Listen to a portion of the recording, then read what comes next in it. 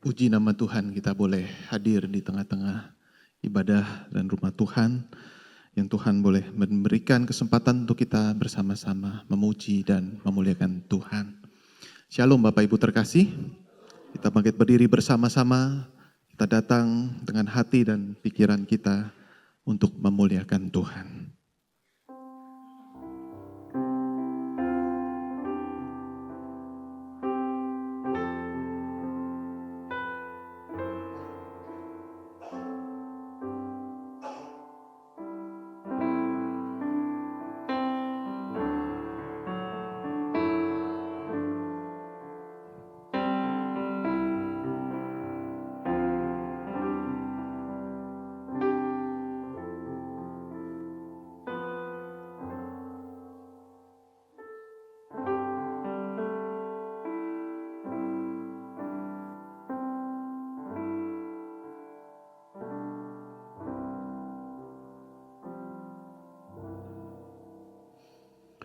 Pertolongan kita adalah dalam nama Tuhan yang menjadikan langit dan bumi, yang setianya sampai selama-lamanya dan tidak pernah meninggalkan pekerjaan tangannya.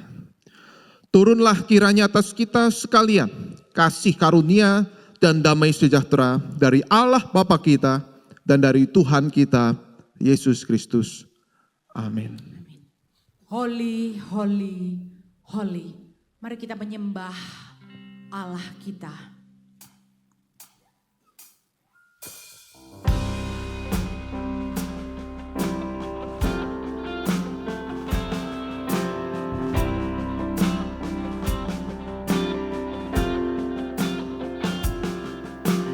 Holy, holy, holy,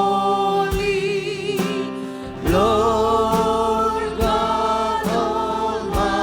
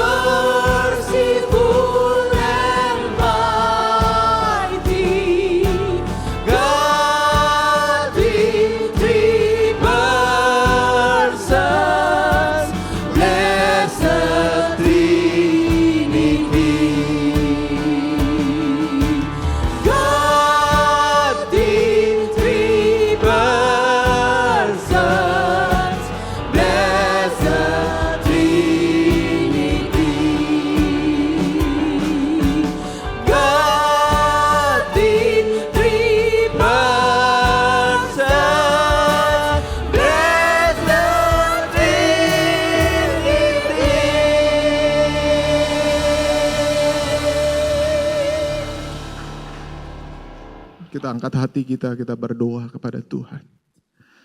Ya Tuhan, Allah Tritunggal, Allah yang mencipta kami, Allah yang menebus setiap kami dan memelihara hidup kami, Allah Tritunggal, kami bersyukur. Hanya kepadamu ya Tuhan kami datang untuk menyembah. Hanya kepadamu ya Tuhan kami datang untuk memuliakan Engkau. Karena Engkau Allah yang layak dipuji dan ditinggikan. Kami bersyukur pada pagi hari ini kami boleh datang untuk menyembah-Mu ya Tuhan. Kami bersyukur untuk kekudusan-Mu. Kami bersyukur untuk kasih-Mu yang begitu ajaib. Sehingga pada pagi hari ini kami boleh ada sebagaimana kami ada. Ya Tuhan kami bersyukur ketika Engkau boleh menghadirkan kami di tempat ini. Kami sadar siapa kami. Kami manusia yang berdosa, tetapi Engkau boleh melayakkan kami. Dan kami bersyukur ya Tuhan, kira pujian penyembahan kami yang kami berikan kepadamu, Engkau boleh berkenan. Berkati setiap pujian penyembahan, dan kami bersyukur Tuhan juga terus akan menyatakan firman. Kami bersyukur Tuhan tidak pernah meninggalkan setiap kami. Dan juga kami bersyukur ketika Tuhan boleh memanggil para penatua untuk bersama-sama melayani di Gereja Petra Indonesia. Kami bersyukur Tuhan. Kiranya Tuhan berkati ibadah pada pagi hari ini. Dari awal, pertengahan, sampai akhirnya. Kami percaya nama Tuhan akan ditinggikan dan dimuliakan.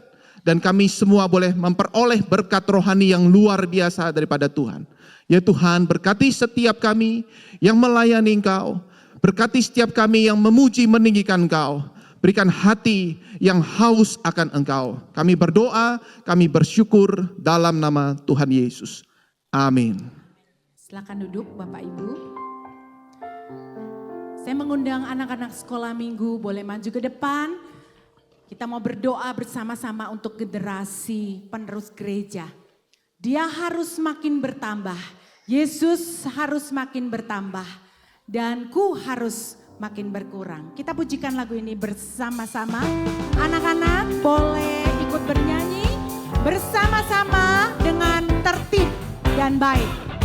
Ya harus makin bertambah, ku harus makin berkurang. Nama Yesus saja disembah, ku di tempat paling belakang. Bila Yesus ditinggikan dan salibnya diberitakan, pasti Dia menarik semua orang datang kepadanya sekarang. Sekali lagi. Ya harus makin bertambah, ku harus makin berkurang. Nama Yesus saja disembah, ku di tempat paling belakang. Bila Yesus ditinggikan dan salibnya diberitakan, pasti Dia menarik semua orang taat kepadanya sekarang. Mari kita bangkit berdiri bersama-sama dan kita boleh mewakili Tuhan memberkati setiap anak-anak sekolah minggu kita. Bapa kami dalam surga, sekali lagi kami datang bersyukur melihat anak-anak kami, cucu-cucu kami, adik-adik yang masih kecil ini. Tuhan berikan sukacita dan kebahagiaan di dalam hati mereka. Dan itu terpancar di dalam raut wajah mereka, bahkan tingkah laku setiap mereka. Kami bersyukur, biarlah Tuhan yang menyatakan berkat Tuhan, anugerah Tuhan. Di dalam mereka boleh terus belajar akan firman Tuhan. Memuji dan menyembah Tuhan. Berkati Petra Kids hari ini. Berkati guru yang boleh mengajar. Nyatakan kuasa Tuhan di dalam pemberitaan. Syukur di dalam nama Tuhan kami, Yesus Kristus. Amin. Amin. Silakan duduk. Silakan duduk Bapak Ibu. Saudara, firman Tuhan berkata, tak berkesudahan kasih setia Tuhan. Tak habis-habisnya rahmat yang baru bagi Gereja Petra Indonesia. Saudara, Allah kita kasih-Nya tidak pernah berubah, tidak pernah berkesudahan. Amin saudara. Mari kita pujikan dengan rasa syukur sebagai bentuk ucapan syukur kita Gereja Petra kepada Tuhan yang sudah memberikan rahmat bagi setiap kita. Allah itu baik. Mari dengan sukacita kita pujikan lagu ini bersama-sama. Katakan di samping kanan kiri saudara, Allah itu baik loh. Allah itu baik. God is good. Allah itu baik, sungguh baik bagiku. Ditunjukkannya kasih setianya. Dia menyediakan yang ku perlukan, menyatakan kebaikan, menyatakan kebaikan, menyatakan kebaikannya padaku. Kasih setianya tak pernah berubah, dulu, sekarang, dan selamanya. Ajaiblah kuasa dalam namanya. Yesusku luar biasa. Bapak Ibu boleh memberikan salam kanan kiri sambil katakan Allah itu baik. Allah itu baik, sungguh baik bagiku. Ditunjukkannya kasih setianya.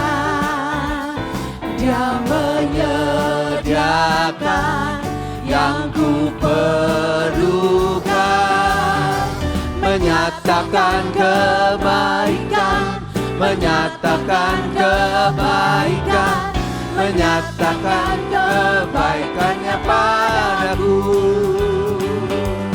Kasih setianya tak pernah berubah, dulu, sekarang, dan selamanya. Ajaiblah kuasa di dalam namanya. Yesusku luar biasa. kasih setianya. Kasih setianya tak pernah berubah, Kapan saudara? dulu, sekarang, dan selamanya. Ajaiblah kuasa dalam namanya. Yesusku luar biasa. Yesusku. Yesusku luar biasa. Sama-sama katakan. Yesusku luar biasa. Silakan duduk Bapak Ibu. Saudara, firman Tuhan berkata, kecaplah dan lihatlah betapa baiknya Tuhan itu. Namun pertanyaannya, dengan apa kita akan membalas segala kebaikan Tuhan yang tidak pernah berkesudahan, yang tidak pernah berubah, selain dengan mengucap syukur dan melayani Dia seumur hidup kita. Biarlah lagu ini bukan menjadi komitmen bagi setiap penatua yang akan dilantik hari ini. Tetapi ini boleh menjadi ingat-ingatan dan komitmen setiap kita yang sudah menerima kasih Tuhan. Untuk kita sungguh-sungguh melayani Dia. Dengan sukacita, dengan hati yang berkomitmen kepada Tuhan, kita pujikan kecaplah dan lihatlah. Jangan lelah bekerja di ladangnya Tuhan. Dengan sama-sama bangkit berdiri kembali, kita pujikan lagu ini dengan penuh semangat, dengan penuh sukacita dan hati yang tertuju kepada Tuhan. Betapa baiknya Tuhan, dan kita mau melayani Dia di ladangnya Tuhan. Kecaplah dan lihatlah betapa baiknya Tuhan itu. Rasakan dan nikmati kasih setia Tuhan. Kecaplah dan lihatlah betapa baiknya Tuhan itu. Rasakan dan nikmati kasih setia Tuhan. Syukur bagimu Tuhan, segala hormat bagimu Tuhan. Allah yang mengasihiku, Allah yang memeliharaku selamanya. Mari dengan bersukacita kita mengucap syukur kepada Allah kita. Kecaplah dan lihatlah betapa baiknya Tuhan itu. Yes Tuhan. Rasakan dan nikmati kasih setia Tuhan. Kecaplah dan lihatlah betapa baiknya Tuhan itu. Rasakan dan nikmati kasih setia Tuhan. Syukur bagimu Tuhan, segala hormat bagimu Tuhan. Allah yang mengasihiku, Allah yang memeliharaku. Syukur, syukur bagimu Tuhan, segala hormat bagimu Tuhan. Allah yang mengasihiku, Allah yang memeliharaku selamanya. Jangan lelah bekerja di ladangnya Tuhan. Jangan lelah bekerja di ladangnya Tuhan. Roh Kudus yang beri kekuatan, yang mengajar dan menopang. Tiada lelah bekerja bersamamu Tuhan, yang selalu mencukupkan akan segalanya. Ratakan tanah bergelombang, timbunlah tanah yang berlubang, menjadi siap dibangun di atas dasar iman. Ratakan tanah bergelombang, timbunlah tanah yang berlubang, menjadi siap dibangun di atas dasar iman. Menjadi siap dibangun, menjadi siap dibangun, menjadi siap dibangun di atas dasar iman. Puji nama Tuhan. Silakan duduk Bapak Ibu. Semua karena anugerah Tuhan. Kalau kita diciptakan oleh Tuhan, kalau kita mendapatkan kehidupan yang kekal, semua karena anugerah Tuhan. Begitu juga kalau kita boleh melayani Tuhan, itu semua karena anugerah Tuhan. Biarlah anugerah Tuhan inilah yang selalu menguatkan kita untuk terus mengikut Dia, melayani Dia, meskipun susah dan berat jalannya.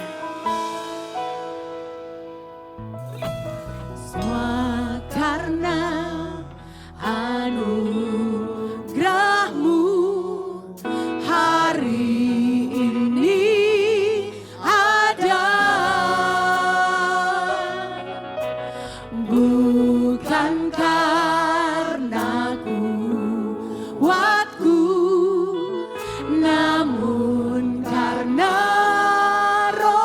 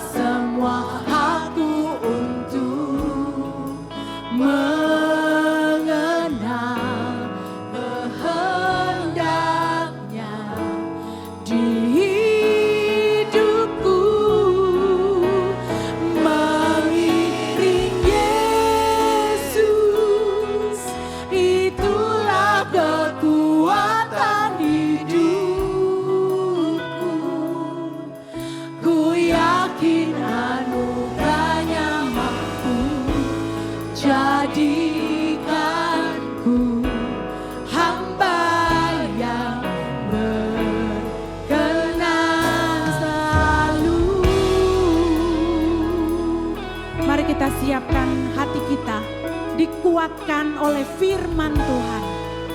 Supaya Tuhan boleh menjadi kekuatan kita menjalani kehidupan ini.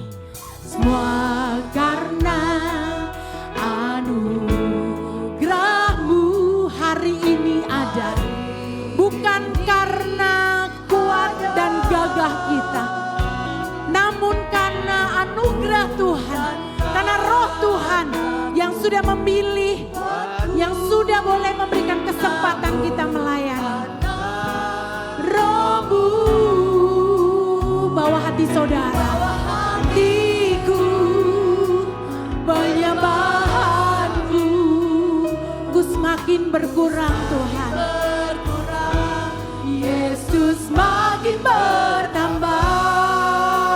Mari dengan bangkit berdiri sama-sama katakan, mengikut Yesus, itulah kesukaan hatiku. Ku lepas semua hakku untuk mengenal kehendaknya di hidupku. Mengiring Yesus, itulah kekuatan hidupku. Ku yakin anugerahnya mampu jadikanku hamba yang berkenan selalu. Mengikut Yesus, mengikut Yesus, itulah kesukaan hatiku.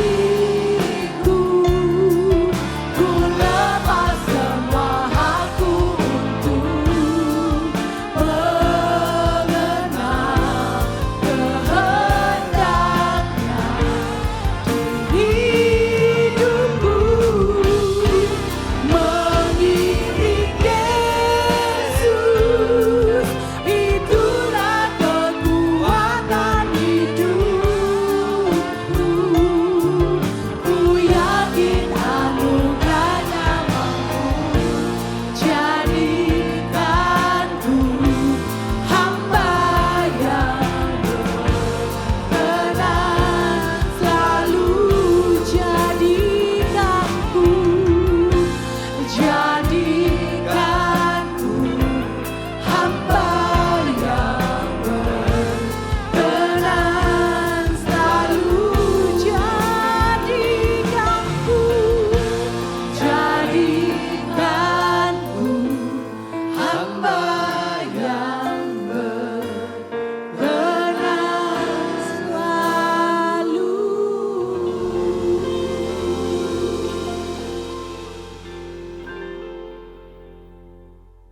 Mari kita berdoa. Ketika kami tiba pada hari ini ya Tuhan, keadaan kami seperti Sakius yang turun dari pohon ara, berdiri di hadapan Tuhan Yesus, seolah-olah tidak yakin dengan apa yang dia dengar. Bahwa Tuhan mau tinggal di rumahnya seorang pemungut cukai yang berdosa. Tetapi itu adalah realita yang pernah terjadi. Dengan perasaan seperti itu ya Tuhan kami ada hari ini. Sungguh tidak pernah kami pikirkan kami boleh ada sebagaimana kami ada sekarang ini. Ya Tuhan, biarlah jika sebentar lagi kami mendengar, membaca dan merenungkan firman Tuhan. Sekali lagi akhirnya yang kami lihat hanya anugerah-Mu, hanya kebaikan-Mu, hanya kemuliaan-Mu yang Kau telah nyatakan di dalam diri kami. Dan bukan tentang cerita kami masing-masing. Oleh karena itu Tuhan, tolong setiap kami boleh sekali lagi diam di hadirat-Mu. mempersilahkan Roh bekerja. Baik di dalam pikiran kami, hati kami, juga pada diri hamba-Mu. Supaya setiap kata yang keluar dari mulut bibirnya adalah yang diperkenan oleh Engkau. Kami berdoa di dalam nama Tuhan kami, Yesus Kristus. Amin. Silahkan duduk. Hari ini kita akan bersama-sama merenungkan satu tema, berkarya dalam syukur. Bagian firman Tuhan yang akan saya bacakan dan yang dikupas adalah dari 2 Korintus pasal 4. 2 Korintus pasal 4 saya akan baca mulai ayat pertama sampai ayat 7 terlebih dahulu, kemudian akan saya kupas ayat demi ayat. Demikian bunyi firman Tuhan.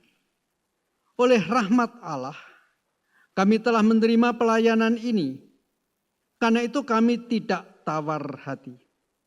Namun kami menolak segala perbuatan tersembunyi yang memalukan. Kami tidak berlaku licik dan tidak memalsukan firman Allah. Sebaliknya kami menyatakan kebenaran dan dengan demikian kami menyerahkan diri kami untuk dinilai menurut hati nurani semua orang di hadapan Allah. Jika Injil yang kami beritakan masih tertutup juga, Injil itu tertutup untuk mereka yang akan binasa.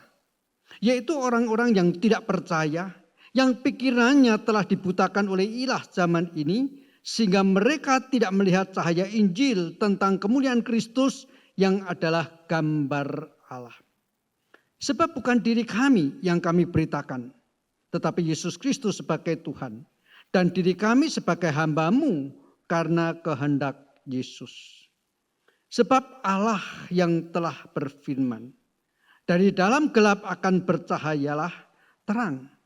Ia juga akan membuat terang bercahaya di dalam hati kita, supaya kita beroleh terang dari pengetahuan tentang kemuliaan Allah yang tampak pada wajah Kristus.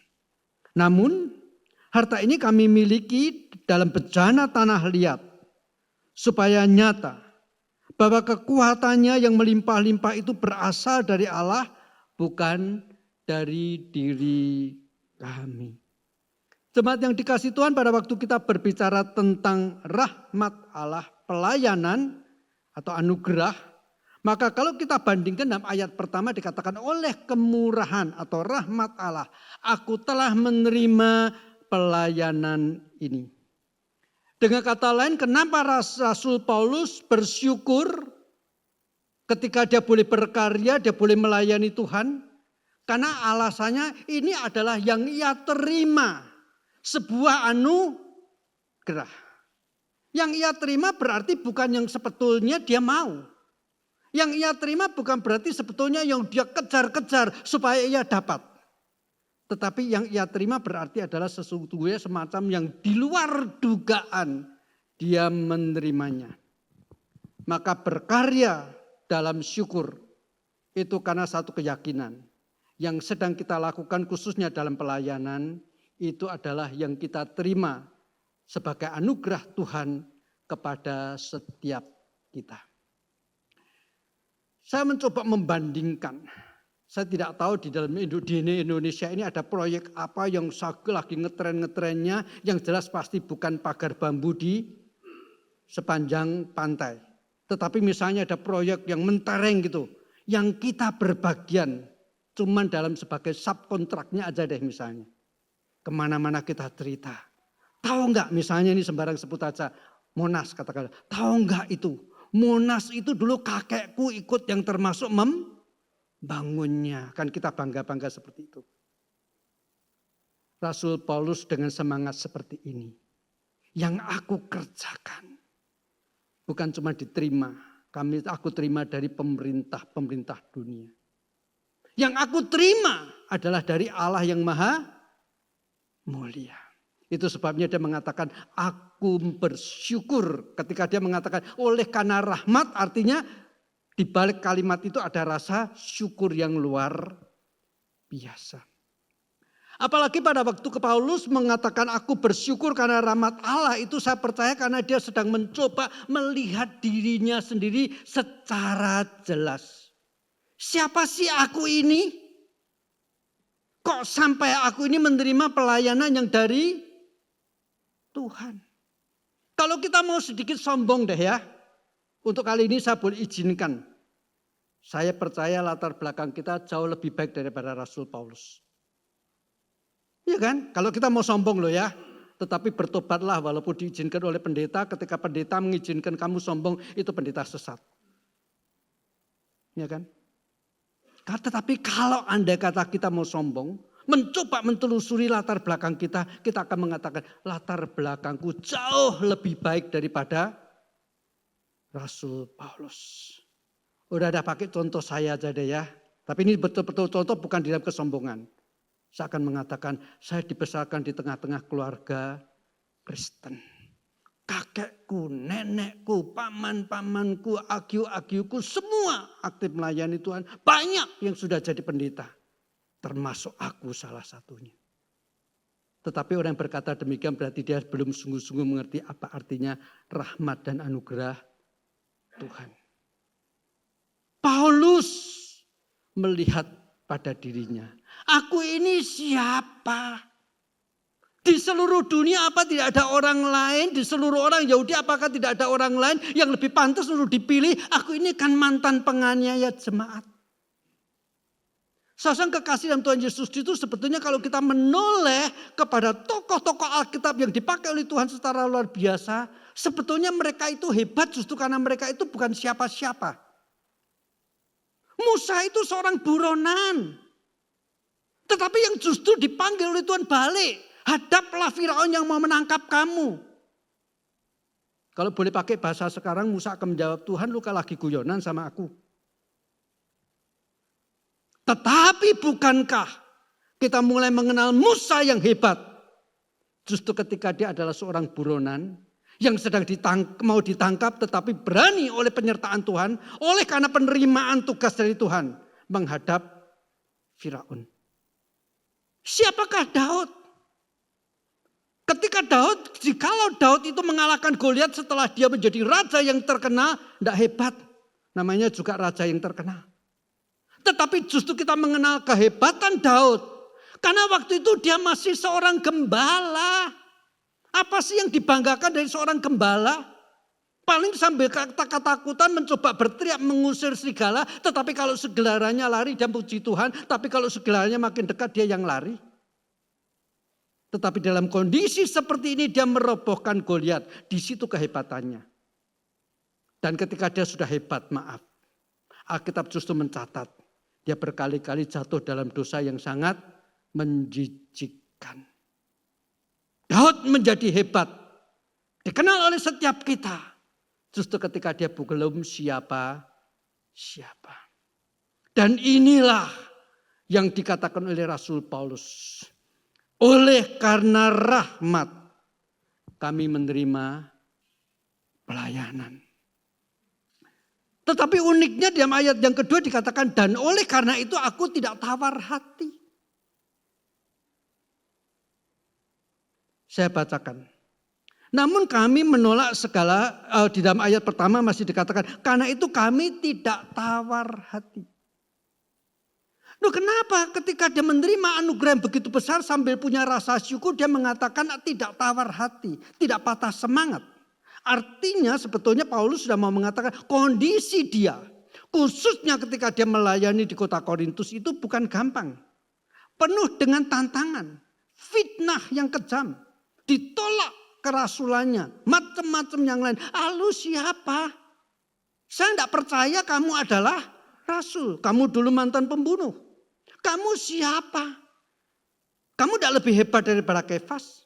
Kamu tidak lebih hebat daripada Apolos. Itu sebabnya kalau kita bandingkan dengan 1 Korintus pasal pertama Rasul Paulus dalam tanda kutip. Seolah-olah dalam kondisi perasaan minder dia pernah berkata.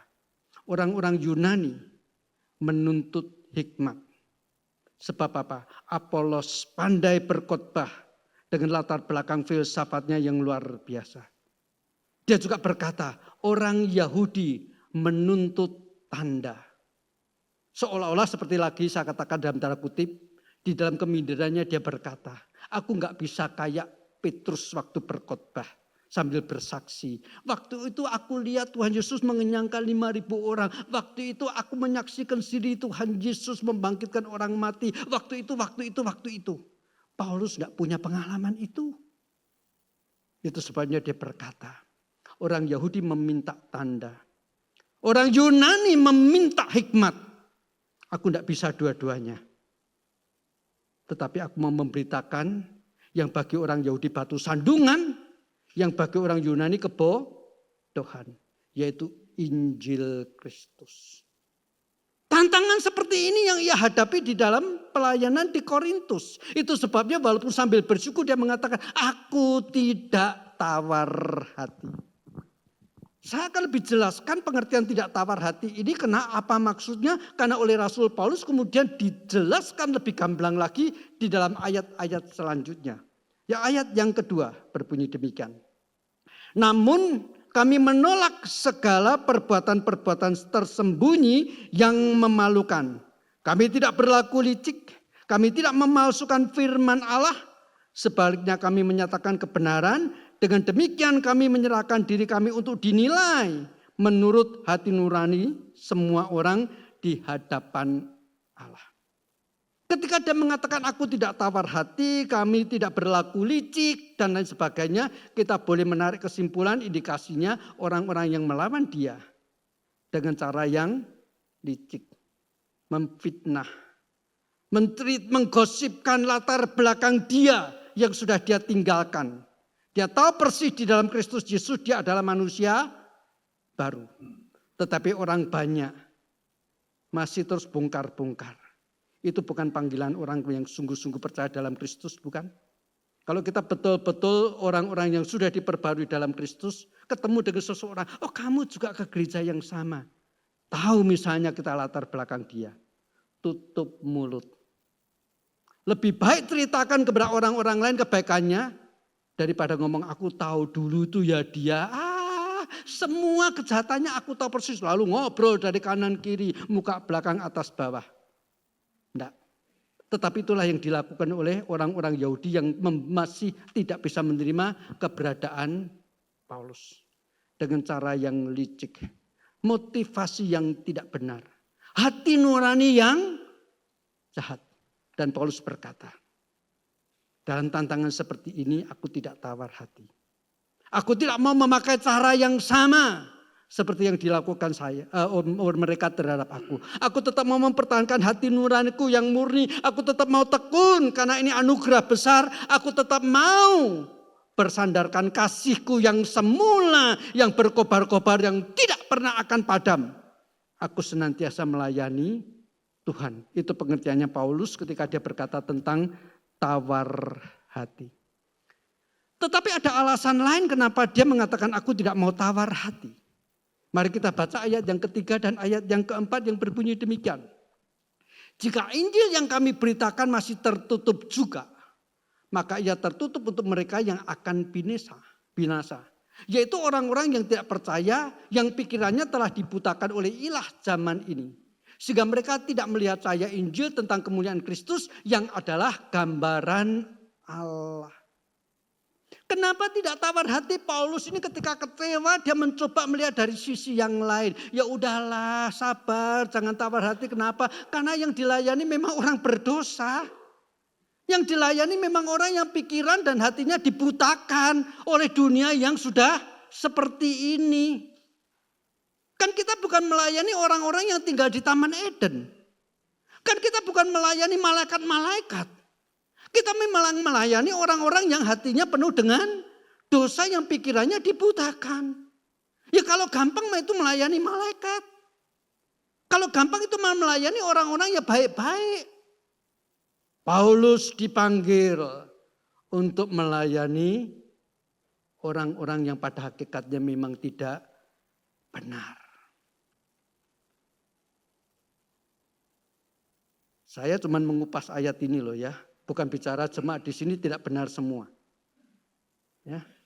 Tetapi pada hakikatnya memang melayani adalah kita ini di sini walaupun bukan semuanya sejahat seperti yang dikatakan Paulus. Ini orang-orang kafir yang tidak kenal Allah. Tetapi minimal kita ini kan mantan orang berdosa. Minimal kita adalah mantan orang-orang yang sebetulnya kalau kita masih ingat beberapa minggu yang lalu saya pernah memberi ilustrasi. Ketika seorang anak ditanya, menurut kamu siapa Yesus? Karena dia seorang anak pemulung. Dia berkata, Pak Guru sekolah minggu maaf. Menurut saya Tuhan Yesus itu kayak pemulung. Lu kenapa kamu mengatakan demikian? Ya papaku pemulung, jumputin barang-barang yang sudah dibuang orang. Tuhan meninggalkan surga. Datang ke dalam dunia. Tong sampah. Tempat di mana orang dibuang keluar dari Taman Eden. Ke dalam dunia yang penuh dengan dosa. Dan dari tempat itu. Tuhan mengambil kita satu persatu. Dibersihkan. Dimandikan. Dengan darahnya. Kita pada hakikatnya adalah orang-orang yang dulu seperti itu. Yang masih terus-menerus harus dimandikan. Yang masih harus terus-menerus dibersihkan. Itu sebabnya Tuhan Yesus pernah berkata, ranting yang sudah berbuah harus senantiasa dibersihkan supaya semakin berbuah lebat. Dan ini tidak gampang.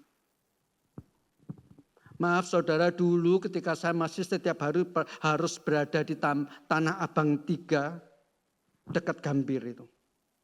Hari-hari tertentu saya pergi ke stasiun Gambir. Cari tukang-tukang parkir. Nama mereka dipanggil berdasarkan nama daerahnya dari mana mereka minggat. Si Gundul Semarang, itu berarti anak yang botak kepalanya. Lari dari rumahnya di Semarang karena benci dengan latar belakang keluarga. Jadi tukang parkir di Gambir. Duduk bersama-sama dia. Yang remaja-remaja khususnya. 1-2 mau ikut sekolah minggu di Tanah Abang 3. Hari ini dikasih baju baru. Pakai ya untuk besok ke sekolah minggu. Minggu depan bajunya kotor lagi. Mana baju barunya? Udah saya jual Pak. Terus begitu. Kadang-kadang bahkan teman saya dengan kesabaran harus memandikan dulu sebelum ikut sekolah minggu. Ini saya bicara soal anak-anak di Gambir loh ya. Tetapi secara rohani, sebetulnya setiap kita juga perlu setiap saat seperti ini. Itu bukan gampang, itu sebabnya Paulus mengatakan walaupun ini adalah satu anugerah besar, aku tidak tawar hati karena pada hakikatnya yang aku layani adalah orang-orang yang hatinya dan pikirannya dibutakan. Tidak gampang, frustrasi, disalah mengerti, dan macam-macam yang lain termasuk Paulus tadi saya sudah katakan difitnah, tidak dihargai. Lu siapa? Tidak bisa ceritakan tentang mujizat-mujizat Yesus. Tidak bisa berfilsafat. Lu siapa? Itu sebabnya di kelompok Korintus kan dikatakan ada yang mengatakan aku golongan Kefas. Kenapa? Dia selalu menceritakan hebatnya mujizat Yesus. Aku kelompok Apolos. Karena khotbah-khotbahnya memenuhi akal. Tidak gampang. Itu sebabnya Paulus berkata aku tidak tawar hati. Tetapi ada alasan lain kenapa Paulus tidak tawar hati. Dikatakan di dalam ayat yang ke-5. Demikian bunyinya. Sebab bukan diri kami yang kami beritakan. Tetapi Yesus Kristus sebagai Tuhan. Dan diri kami sebagai hamba-Mu karena kehendak Yesus. Ada 2 hal yang harus saya tekankan. Yang pertama bukan tentang diri kami. Bukan tentang kepentingan kami aku melayani di Korintus. Tetapi karena apa? Karena yang kami beritakan adalah tentang Kristus. Suatu kali saya diminta untuk mencoba mendamaikan 2 kelompok yang ada dalam satu gereja yang ada di Medan. Yang mempunyai pendapat yang berbeda. Walaupun sebetulnya sama-sama mengatakan atas nama melayani Tuhan. Perbedaan ini tidak bisa disinkronkan. Lalu dalam kondisi seperti ini saya ngomong, oke, kalian kan ngomong ini bukan untuk kalian kan, untuk Tuhan kan. Nah kalau memang untuk Tuhan ya sudah dong. Beda-beda dikit pendapatnya, tidak usah sampai dalam konteks mau terjadi perpecahan gereja. Ini bukan soal dosa kok, cuman beda pendapat. Ayo duduk diam, berdoa, letakkan dulu masalah ini. Setelah berdoa sekian waktu, duduk lagi bersama-sama. Kalau perlu ambil suara, yang kalah ya sudah turutin yang kalah, yang suaranya menang. Toh memang bukan untuk kepentingan kita, semua untuk kepentingan Tuhan. Kok sesederhana itu jalan keluarnya yang Pak Yung usulkan? Ya mau apa lagi? Mari kita gontok-gontokan kalau memang itu untuk kepentingan kita. Paulus berkata, aku tidak tawar hati. Sukses toh bukan aku yang dapat keuntungan. Sekarang belum sukses, sekarang masih menghadapi banyak tantangan, toh juga bukan aku yang dirugikan. Bukan berarti lalu ya udah dah kita melayani Tuhan dengan sembarangan, toh bukan untuk aku, bukan itu maksudnya. Tetapi justru karena bukan untuk kepentingannya, tetapi bagi kepentingan Tuhan. Dia tidak akan pernah tawar hati. Itu yang dimaksud oleh Rasul Paulus. Yang kedua dia mengatakan diri kami sebagai hambamu. Jadi di tengah-tengah Paulus ini melayani di Korintus, seolah-olah pelayanannya kurang dihargai. Dia mengatakan, memang aku datang ke tempat ini bukan untuk dilayani, melainkan untuk melayani. Kalau yang dilayani itu menjengkelkan, ya namanya juga hamba. Kalau maaf, kalau kita pakai konsep hamba pada konotasi waktu itu, apapun yang dikatakan oleh yang dilayani harus nurut. Paulus mengatakan pada hakikatnya aku memang diutus oleh Tuhan menjadi hamba, atau kalimat yang lebih agak vulgar, menjadi budaknya orang-orang Korintus. Ya sudah, tidak tawar hati, menjengkelkan. Saya maaf kata, saya percaya sampai hari ini banyak juga kok asisten-asisten rumah tangga yang jengkel-jengkel dikit ya tidak bisa apa-apa. Namanya juga cuman ART, asisten rumah tangga. Ngeselin deh. Tapi ya sudah, apa boleh buat. Posisi dia memang adalah tugasnya ke sana.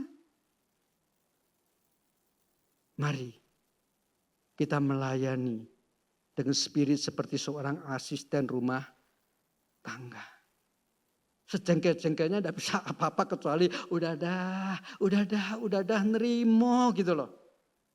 Ini yang Paulus katakan, itu sebabnya dia tidak tawar hati. Nerimo. Namanya juga cuma seorang hamba. Luar biasa. Sebetulnya melalui ayat ini kita melihat betapa tantangan yang dialami oleh Rasul Paulus waktu itu. Tetapi kita mengucap syukur di dalam ayat selanjutnya. Paulus berkata demikian di dalam ayat yang ke-6. Sebab Allah yang telah berfirman, dari dalam gelap akan terbit terang. Ia juga yang membuat terangnya bercahaya di dalam hati kita. Supaya kita beroleh terang dari pengetahuan tentang kemuliaan Allah yang nampak pada wajah Kristus. Saya logikanya kalau kita kaitkan dengan ayat yang ketiga dan keempat. Di mana dikatakan ini pada hakikatnya kami memberitakan Injil, melayani kepada orang-orang yang hati dan pikirannya buta. Betul kan? Maka seharusnya dikatakan, udah enggak apa-apa, suatu saat akan terbit terang Allah bercahaya di dalam hati mereka. Mestinya kan begitu. Tetapi tidak. Justru di sini dikatakan akan terbit dan bercahaya terang Allah di dalam hati kita yang melayani dengan banyak tantangan tadi. Berarti Rasul Paulus mengatakan melalui tantangan-tantangan yang aku alami ini, aku tidak tawar hati karena akhirnya justru terjadi satu pertumbuhan rohani di dalam diriku. Aku diproses, bahkan mata ke hatiku lebih jelas melihat wajah Kristus. Luar biasa. Ada kalanya pelayanan kita bukan menghasilkan buah bagi orang lain. Justru menumbuhkan buah yang berlimpah-limpah di dalam diri kita. Ini yang Rasul Paulus katakan. Kalau saya boleh pakai ilustrasi kekinian ya.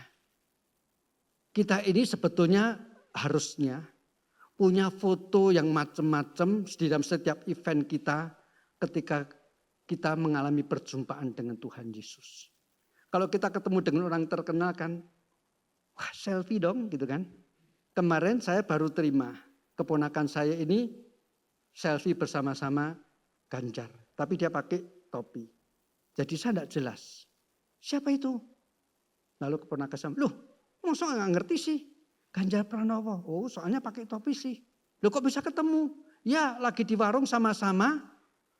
Dia duduknya sebetulnya mojok supaya tidak ketahuan orang. Tetapi waktu ngambil sate barengan sama saya tahu. Jadi saya selfie barengan. Itu cuman ketemu Ganjar Pranowo, keponakan saya selfie. Berapa kali kita ketemu Tuhan Yesus sudah selfie belum? Pertanyaannya kan begitu. Waktu kita diberkati Tuhan, dia bawa roti banyak untuk kita. Ngomong dong setelah terima. Yuk Tuhan selfie sebentar yuk. Gitu ya. Jadi dengan sekeranjang roti yang ada di tangan dia. Yang mau diserahkan kita selfie dulu. Waktu kita sedang mengalami penderitaan. Dia datang kepada kita.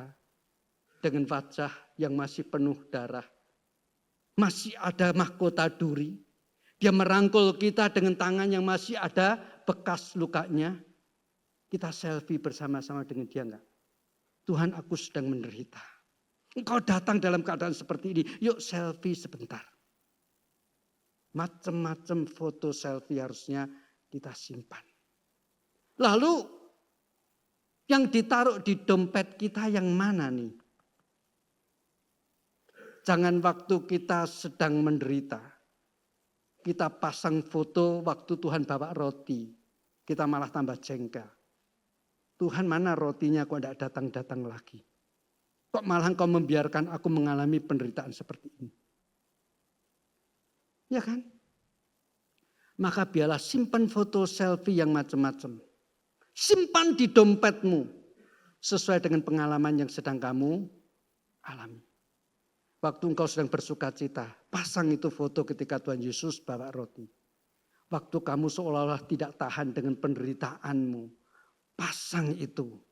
Foto yang Yesus merangkul kamu dengan tangannya yang masih ada darah menetes. Yang wajahnya masih meringis-meringis sedikit karena menahan sakit. Taruh itu di dompetmu. Ini yang Rasul Paulus katakan. Dalam segala keadaan. Aku mau melihat wajah Yesus lebih jelas.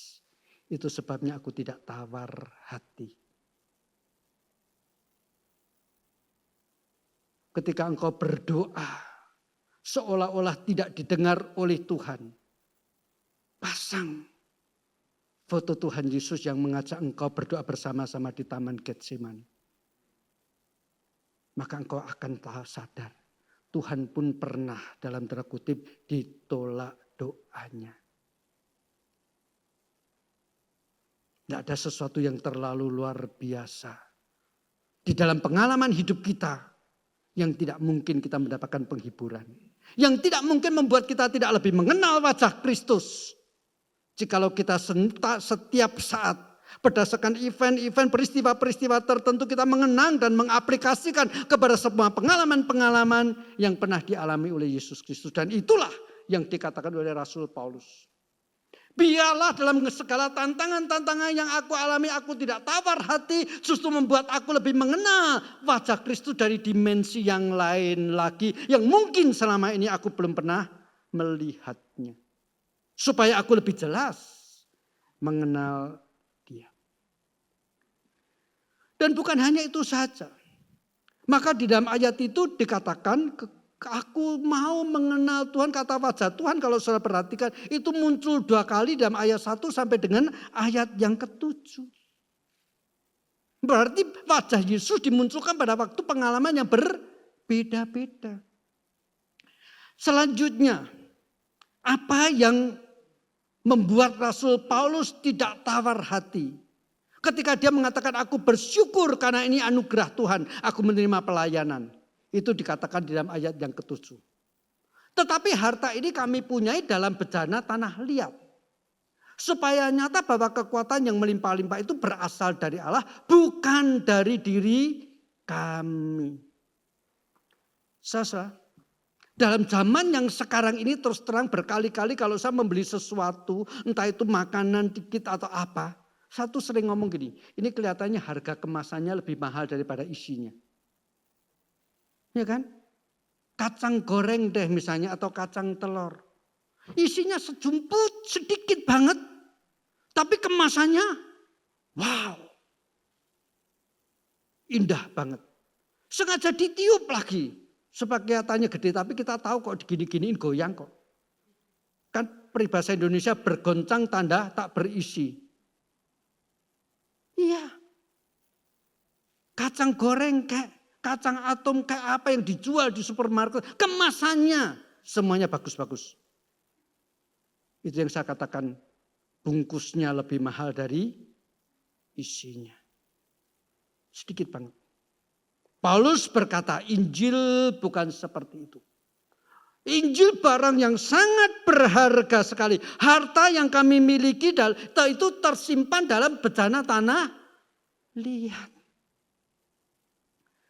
Dalam konteks sekarang, di mana makanan-makanan, jajanan-jajanan pasar dikemas dengan begitu luar biasa indahnya dan dipajang di supermarket. Injil juga mengalami tantangan seperti itu. Dan Paulus tidak pernah mengatakan, itu sebabnya aku mau pindahkan harta yang mahal ini kepada satu porselin dari dinasti Dang yang mahal. Tidak pernah ngomong begitu. Itu sebabnya harta yang sangat mahal ini aku mau poles demikian rupa dengan kemasan yang membuat orang tertarik. Enggak.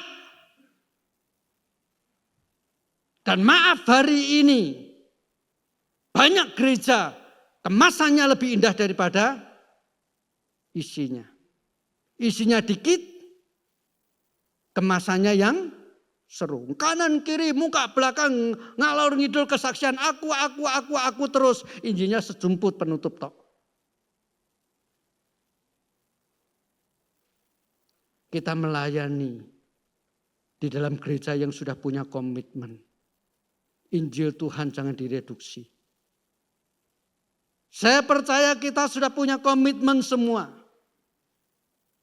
Bukan berarti kita tidak mau mencoba memakai kemasan, perbaiki yang bisa. Tetapi jangan sampai kemasan lebih fokus daripada isi. Paulus berkata, memang tidak gampang. Karena ini seperti barang mahal tetapi bungkusnya asalan. Saya berkali-kali, seingat saya pernah saya kasih contoh dalam khotbah tetapi saya perlu ulang dalam konteks hari ini. Berkali-kali saya ini ketika masih menjadi guru sekolah minggu, ketika misalnya harus memberi hadiah kepada yang bisa menjawab pertanyaan. Orang pertama yang bisa menjawab, saya suruh pilih. Ada 3 hadiah nih. Yang satu dibungkus dengan dus gede, dibungkus rapi dengan kertas kado kasih pita. Yang kedua lebih kecil dikit, juga masih dibungkus rapi, tidak ada pita. Yang ketiga cuma dibungkus kertas koran, masukkan ke dalam dus kecil, dus pasta gigi. Yang pertama kali bisa menjawab, silahkan pilih yang mana. Yang paling gede itu yang dipilih. Yang kedua bisa menjawab, yang nomor 2 yang dipilih. Yang ketiga, tidak ada pilihan lain. Terpaksa ambil yang cuma dibungkus kertas koran dan dikaretin, tidak ada petanya. Tapi belum boleh, sudah ya, semua udah pilih ya.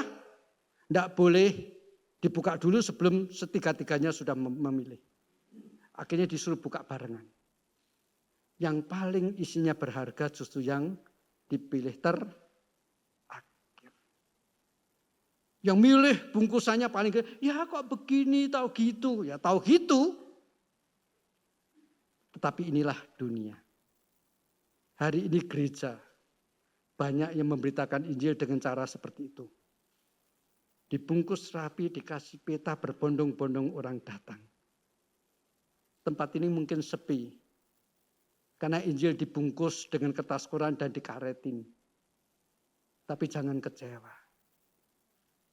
Kuasa Tuhan yang kita andalkan. Itu yang Paulus katakan.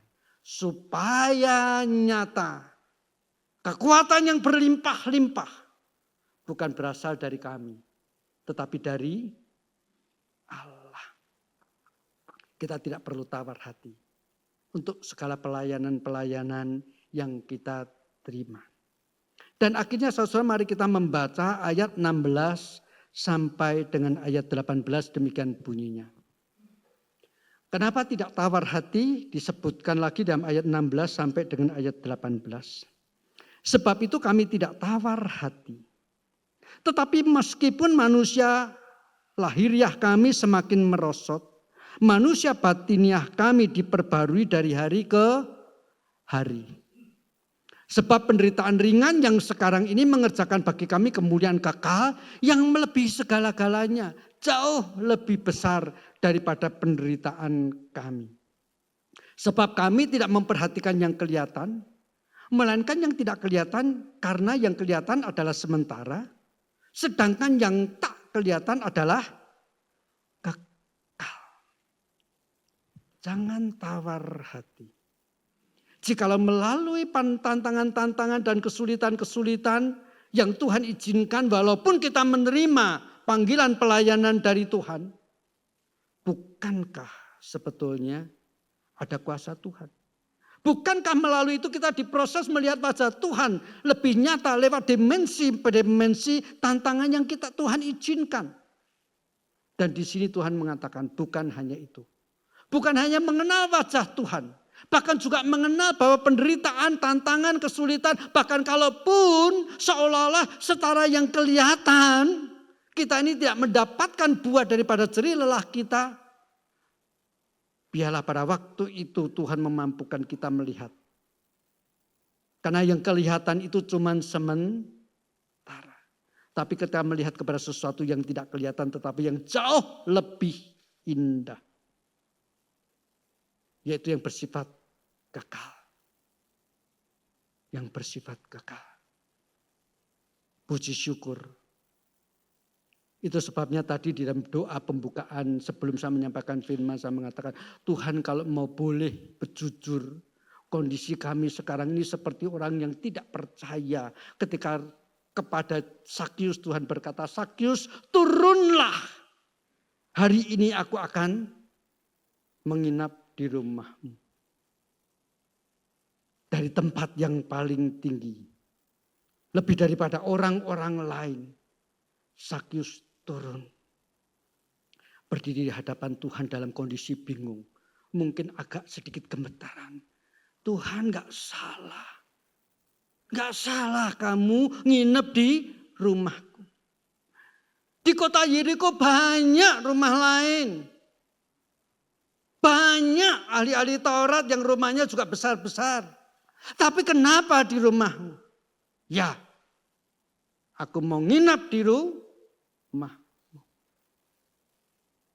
Satu anugerah besar untuk Sakyus. Kenapa? Karena Tuhan melihat Sakyus. Walaupun dia di atas tetapi hatinya penuh dengan kerinduan. Hanya untuk dapat menyaksikan wajah Kristus. Sampai-sampai harus naik pohon ara. Waktu saya melayani di satu gereja-gereja tertentu ketika mimbarnya terlalu tinggi. Itu saya bergumul. Perlu minta ganjel enggak? Artinya ngakuin saya ini pendek. Tapi kalau saya enggak minta ganjel, nanti jadi lucu. Orang cuma lihat kepala saya lalu selebihnya meja gitu. Ini kura-kura atau orang? Kan gitu.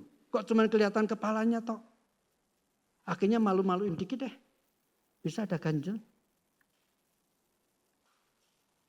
Ketika Sakyus naik ke atas pohon ara.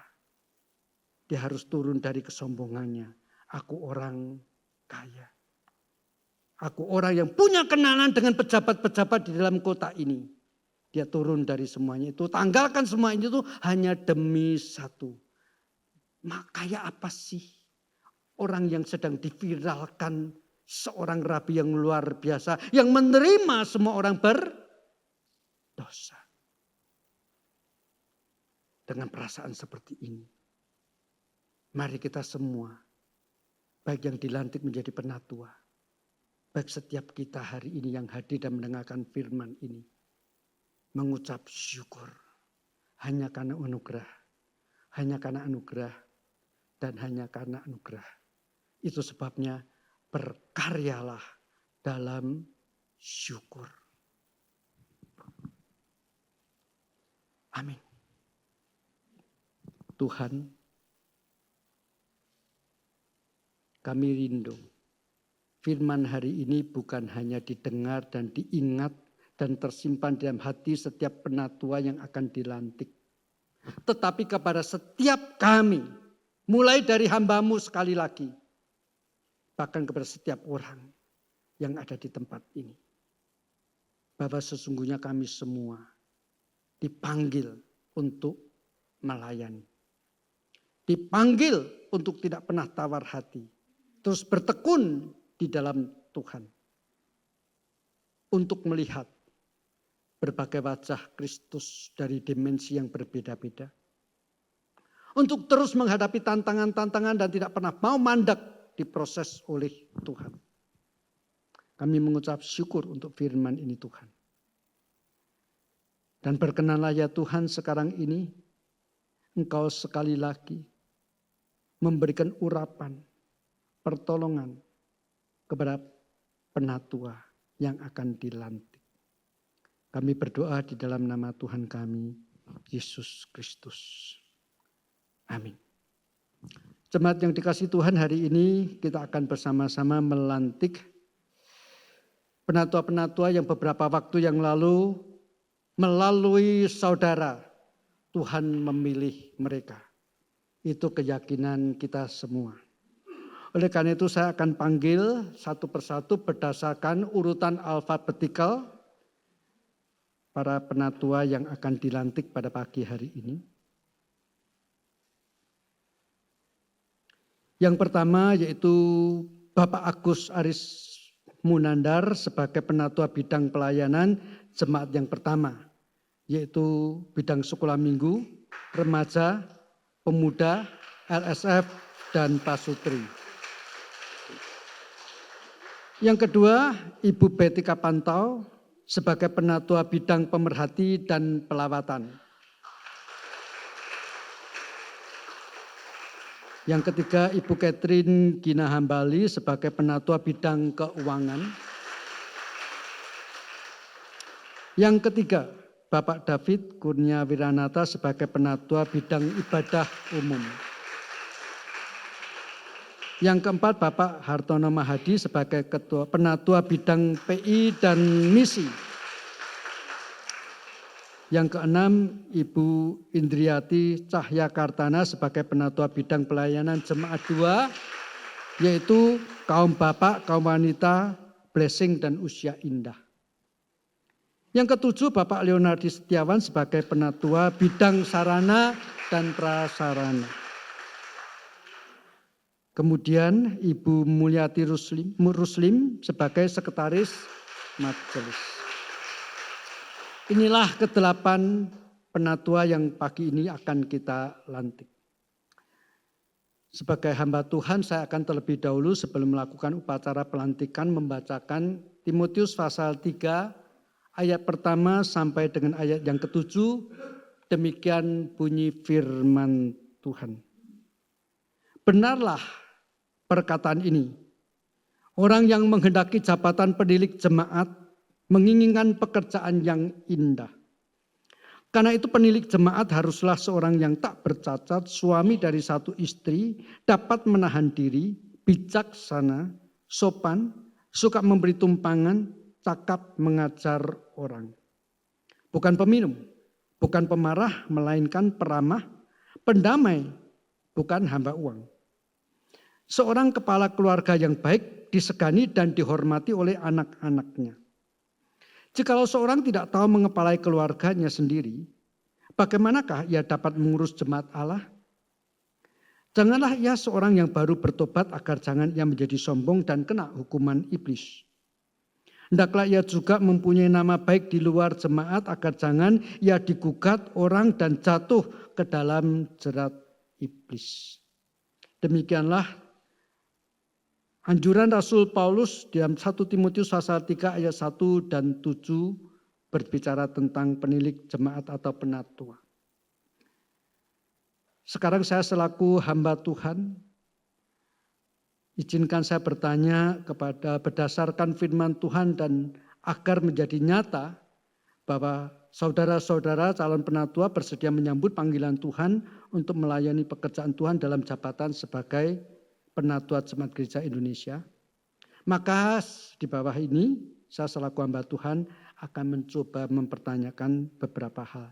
Yang pertama, saudara penatua, apakah saudara percaya bahwa Tuhan yang melalui jemaat memilih saudara menjabat sebagai penatua?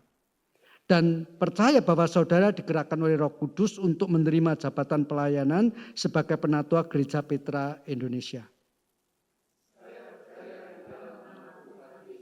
Terima kasih.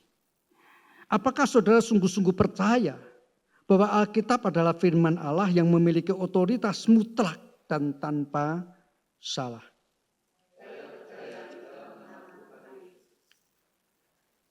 Siapkah saudara melaksanakan tugas pelayanan sebagai penatua Gereja Petra Indonesia dengan sebaik-baiknya dan dengan bersandar pada pertolongan Tuhan?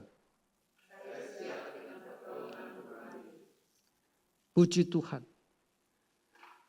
Mari kita bersama-sama jemaat saya undang untuk bangkit berdiri, kita ikut mendukung di dalam doa yang akan saya panjatkan bagi penatua-penatua yang dilantik pada pagi hari ini. Tuhan, sekali lagi kami mengucap syukur kepadamu.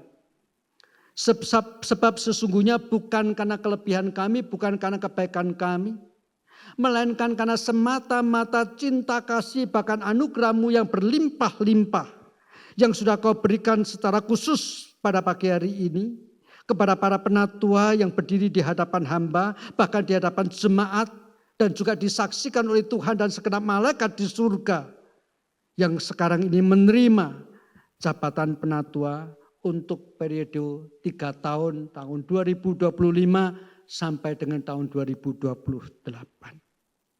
Tuhan, kami mengucap syukur karena kami percaya melalui tangan-tangan jemaat yang Kau gerakan, Engkau telah memilih para penatua ini dengan kemampuan anugerah talenta yang berbeda-beda yang Kau berikan kepada mereka, dan semuanya disatukan untuk melayani jemaat-Mu di tempat ini. Semuanya disatukan bukan bagi kepentingan dan kemuliaan diri, tetapi untuk memuliakan Engkau, untuk memberitakan Injil dengan setia melalui gereja ini. Tuhan, kami mengucap syukur hari ini mereka disaksikan oleh jemaat berdiri di hadapan Tuhan. Oleh karenanya ya Tuhan, sekali lagi kiranya Engkau mencurahkan roh-Mu, roh yang menyertai, roh yang memperlengkapi, roh yang memberikan hikmat bijaksana, roh takut akan Tuhan. Roh ini biarlah senantiasa menyertai mereka, baik ketika mereka sedang ada di dalam gereja, menjabat sebagai penatua melayani jemaat di tempat ini, bahkan juga dimanapun mereka berada, ketika mereka di dalam kesehariannya, menjalankan tugas-tugas mereka di kantornya, di pekerjaannya, di rumah tangganya. Berikanlah kepada mereka, para penatua ini ya Tuhan, kesadaran dimanapun mereka berada, mereka sedang melayani Tuhan. Jabatan yang sebetulnya sekalipun ditujukan untuk pelayanan di gereja ini, tetapi ada satu saat yang sama jabatan yang melekat dimanapun mereka sedang berada dan sedang berbuat apapun.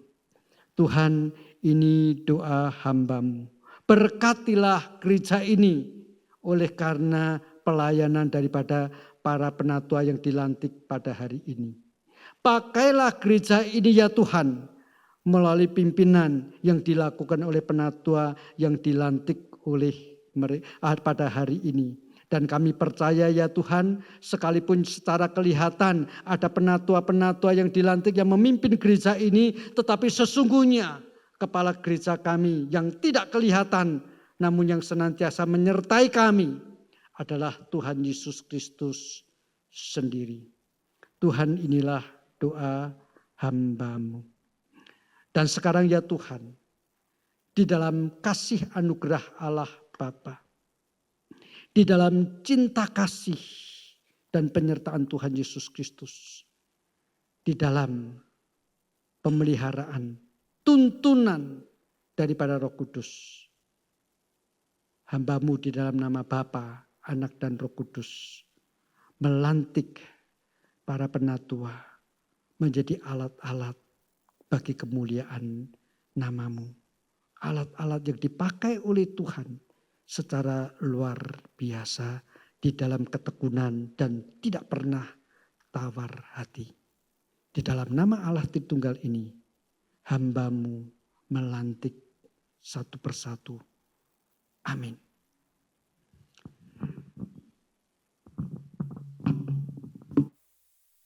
Bagikan surat pengangkatan.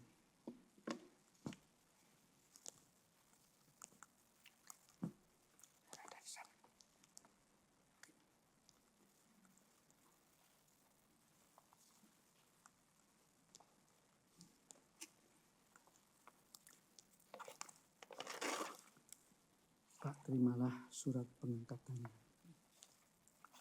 Bu, terimalah.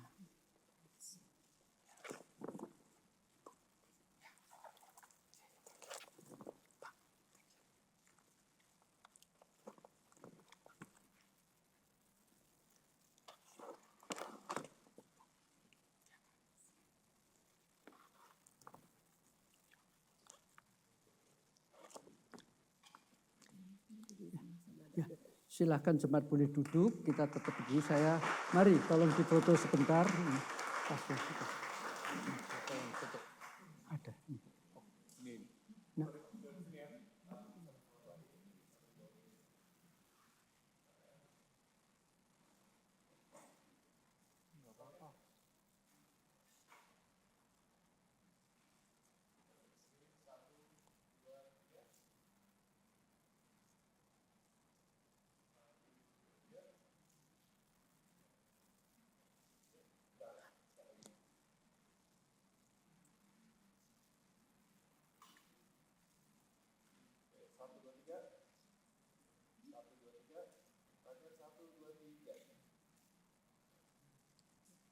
Mari kita menyanyikan lagu Bukan Karena Anugerah-Mu. Penatua dulu ya, bersama-sama dengan saya.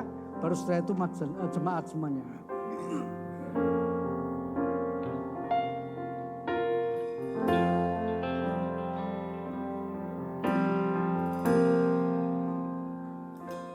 Bukan karena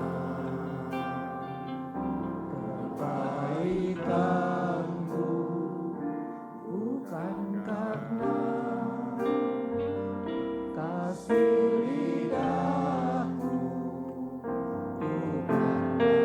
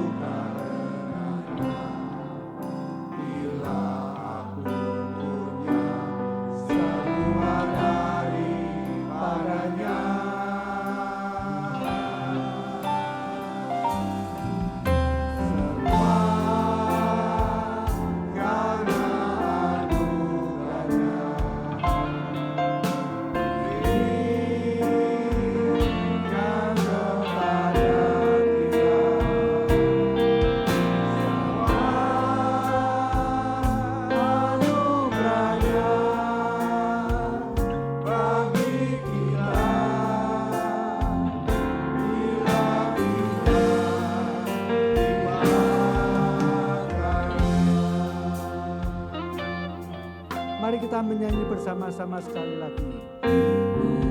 Karena kebaikanku, bukan karena fasilitasku, bukan karena kekayaanku, ku dipilih, ku dipanggilnya, bukan karena kecakapanku, bukan karena baik rupaku, bukan karena kelebihanku,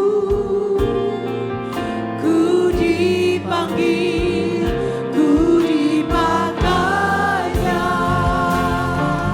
Bila aku dapat, itu karenanya. Bila aku punya semua daripadanya, semua karena anugerahnya diberikannya pada kita. Semua anugerahnya bagi kita. Bila kita dipakainya, bila kita dipakainya, bila kita dipakainya.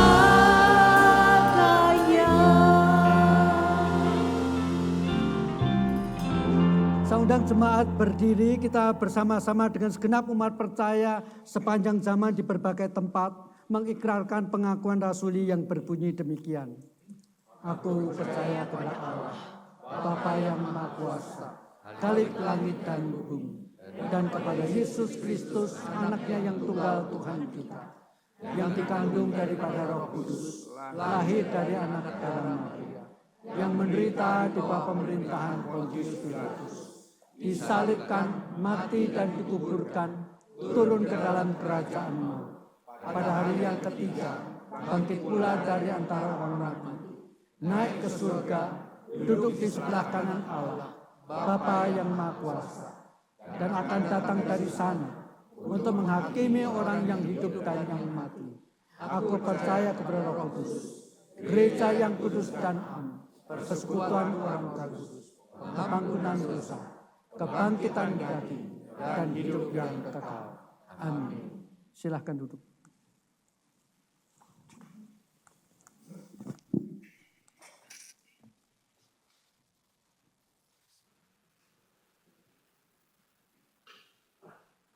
Mari kita bersama-sama berdoa sebelum kita mengekspresikan rasa syukur kita kepada Tuhan yang tidak pernah berhenti memberikan kelimpahan berkat atas setiap kita.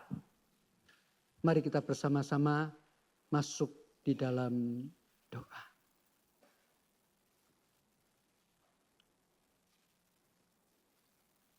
Tuhan, sungguh kasih setiamu tak pernah berkesudahan dalam hidup kami.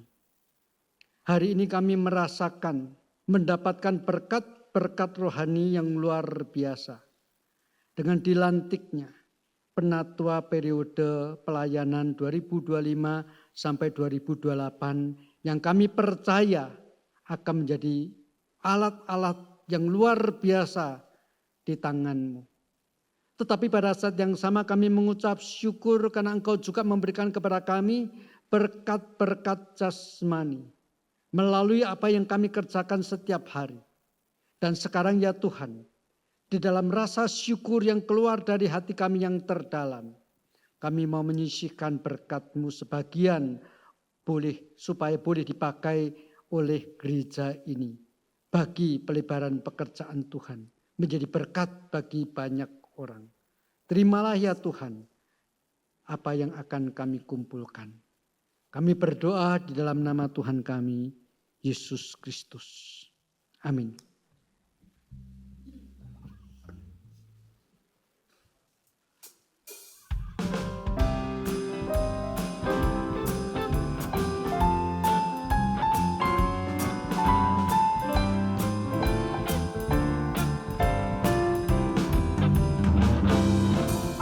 Pengharapanku hanya Yesus saja yang mati atas Golgota. Dia gembala jiwaku yang sungguh, Yesus dia harapanku.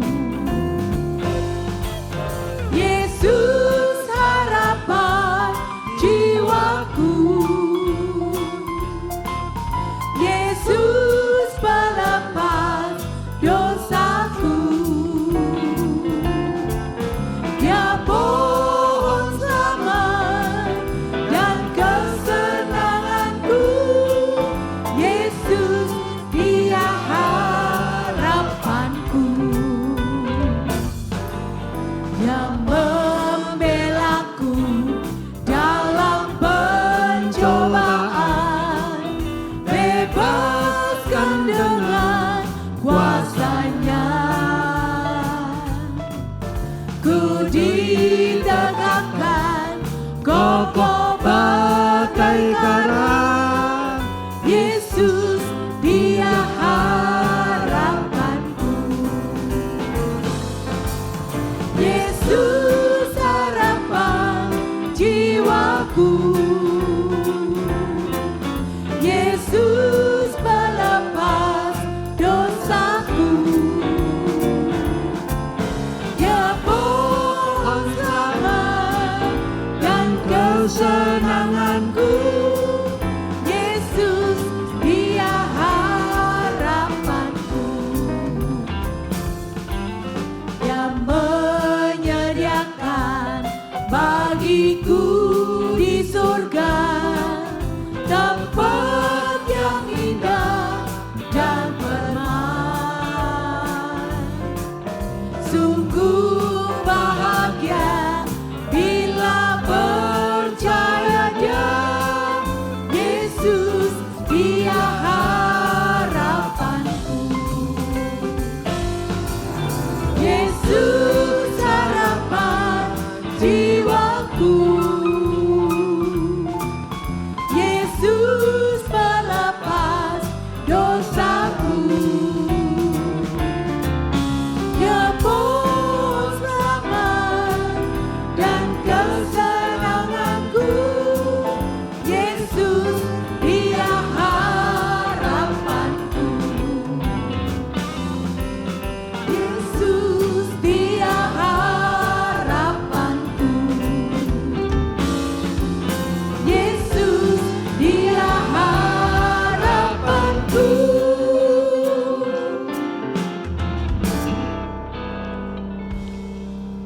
Mari kita sekali lagi masuk di dalam doa.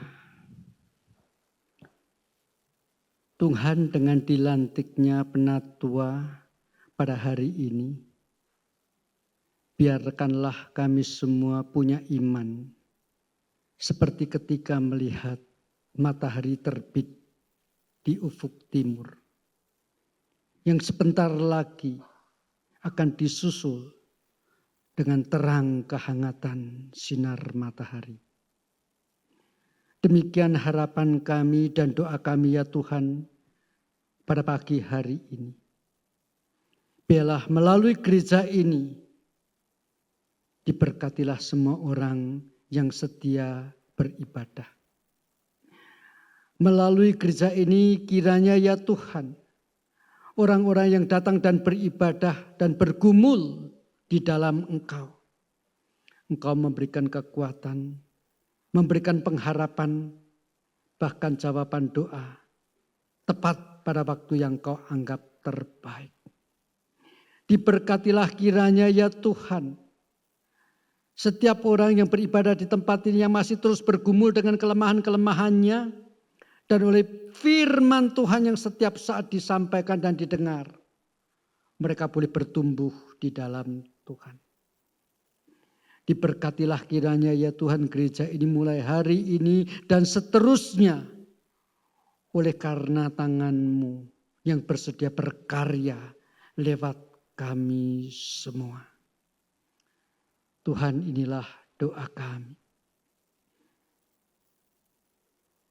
Terpujilah nama Tuhan yang tak putus-putusnya selalu menyatakan karyanya yang ajaib, yang tak terduga di tengah-tengah kami, orang-orang yang biasa-biasa saja. Bahkan jikalau mau jujur ya Tuhan, ada masa-masa lalu yang tidak baik. Tetapi fakta hari ini, kami ada sebagaimana kami ada. Biarlah dengan rasa syukur, baik kami setiap penatua dan majelis, maupun setiap diaken, maupun setiap jemaat, terus menerus dengan rasa syukur yang tak pernah berkesudahan, selalu bertaut padamu. Menjadikan diri kami sebagai anak-anak yang berkenan kepada Bapanya. Dan cukup berdoa demikian. Bapa kami yang di surga, dikuduskanlah namamu. Datanglah kerajaanmu, jadilah kehendak-Mu di bumi seperti di surga. Berikanlah kami pada hari ini makanan kami yang secukupnya. Dan ampunilah kami akan kesalahan kami. Seperti kami juga mengampuni orang yang bersalah kepada kami. Dan janganlah membawa kami ke dalam pencobaan, tetapi lepaskanlah kami daripada yang jahat. Karena Engkaulah yang punya kerajaan dan kuasa dan kemuliaan sampai selama-lamanya. Amin. Mari kita bangkit berdiri. Bagi Bapa, Anak, dan Roh, puji, hormat, dan mulia, dulu sekarang tak berubah, hingga selama-lamanya.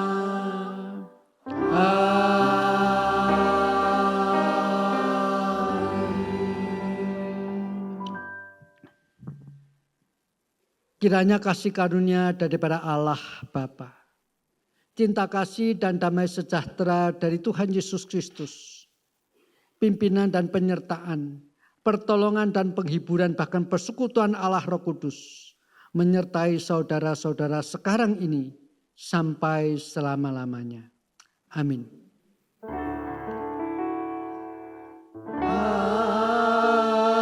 Amin. Amin. Amin.